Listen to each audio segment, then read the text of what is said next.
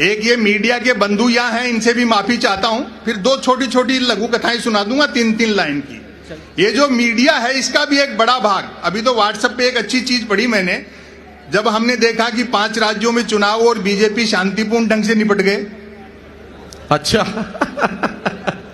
तो भक्तों को भरोसा ही नहीं हुआ कि बीजेपी हार रही है। जब वो जी न्यूज पर हारी तब जाकर के तसल्ली हुई कि हार रही। जोरदार ताली, जोरदार ताली। दोस्तों ये मीडिया दिखता दिए के साथ है लेकिन है हवा के साथ। ये आजाद भारत में पहला मौका है जब गलती सरकार करती है, मीडिया सवाल विपक्ष से करता है। प्रधानमंत्री कदम ताल करता है तो मीडिया उसे मार्च पास्ट बताता है। वो टेलीविजन पे बहस देखते हो आप, अमूमन 4 जन बहसी आते हैं, जैसे किसी जमाने में अवध के नवाब मुर्गे लड़ाते थे।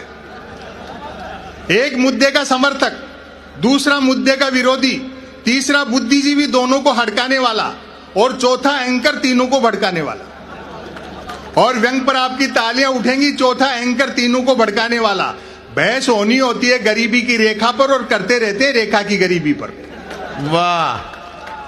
अब अखबार भी 3 चीजों के लिए पढ़े जा रहे हैं, बिजली कटौती, उठावना और राशिफल, और रोज नए निकलते हैं। एक दिन तक अखबार के दफ्तर से 2 लोग आगे बोले, संपत सरल जी नया अखबार लॉन्च कर रहे हैं, आप भी ग्राहक बन जाओ। क्योंकि अखबारों का कोई पाठक तो बनता नहीं, ग्राहक ही बनते। 1 रुपए में 16 पेज, और जो मैंने जवाब दिया उसका आनंद ले। 1 रुपए में 16 पेज। मैंने कहा भैया रुपया तो चाहे एक की जगह 2 ले जाए, लेकिन 16 पेज खाली दे जाए कर। वाह वाह वाह। फिर मैंने रिसर्च की कि अच्छा। इतने अखबार बिकते कैसे हैं। तो अचानक एक दिन एक अखबार के दफ्तर से फोन आया, बोलो संपत सरल जी आज आपका नाम हमारे अखबार में छपा। मैं बड़ा खुश हुआ, जी आपका अखबार कहाँ मिलता है? बोले हमारा अखबार कोई होकर नहीं बांटता है, जिस किसी का नाम छप जाता है दिन भर वही खरीद खरीद कर बांटता है। तो ऐसे दौरे में मीडिया से आप ज्यादा उम्मीद न रखें। 2-1 लघु कथाएं सुना दूं, टीम बहुत लंबी है जी। सोशल मीडिया का तो यह हाल है, पता नहीं से सोशल मीडिया क्यों कहते हैं साहब। हजारों किलोमीटर दूर बैठे आदमी से तो हम जुड़ना चाहते हैं, लेकिन बस ट्रेन फ्लाइट में सफर करते हैं तो कोशिश रहती है बराबर वाली सीट खाली रहे।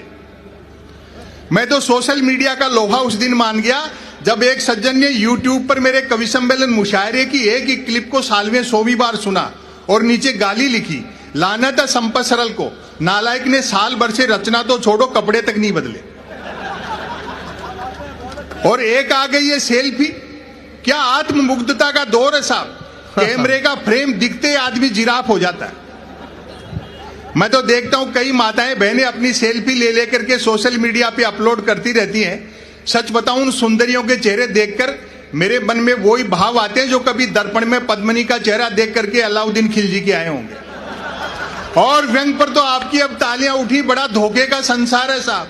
वही सुंदरियां मुझे आमने सामने साक्षात मिल गई, बड़ा धोखा हुआ। जिनको पद्मिनी समझता रहा वो तो खुद अलाउद्दीन खिलजी निकली। और कुछ नहीं करना आपको, एक मेल अकाउंट खोलना है जो बैंक अकाउंट खोलने से भी आसान है। मेल अकाउंट खोलने के लिए कुछ तो आधार चाहिए, बैंक अकाउंट के लिए कुछ तो आधार चाहिए। मेल अकाउंट तो निराधार व्यक्ति भी खोल सकता है। बाकी 3 चीजें हैं, एक अदद स्मार्टफोन, नॉन स्टॉप इंटरनेट और निठल्लापन। वाह। लेकिन सोशल मीडिया का फायदा भी है। एक तो हम घर बैठे आवारागर्दी कर सकते हैं, और इस बात पर आपकी तालियां उठेंगी। सोशल मीडिया का सबसे बड़ा फायदा यह है, बेरोजगारी पूरी तरह खत्म हो गई, क्योंकि हर हाथ को काम मिल चुका है।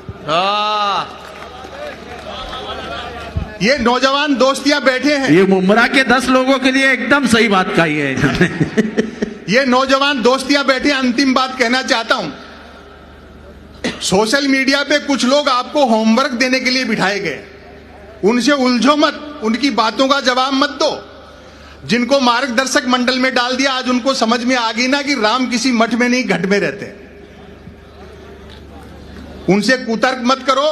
जो नौजवान अपना समय खराब कर रहे हैं, जो भक्त लोग अपने आकाओं के आराध्यों के लिए, 5 साल बाद उनको भी समझ में आ जाएगी कि इंडिया को कितना भी डिजिटल कर दो, रोटी गूगल से डाउनलोड नहीं हो सकती। वाह।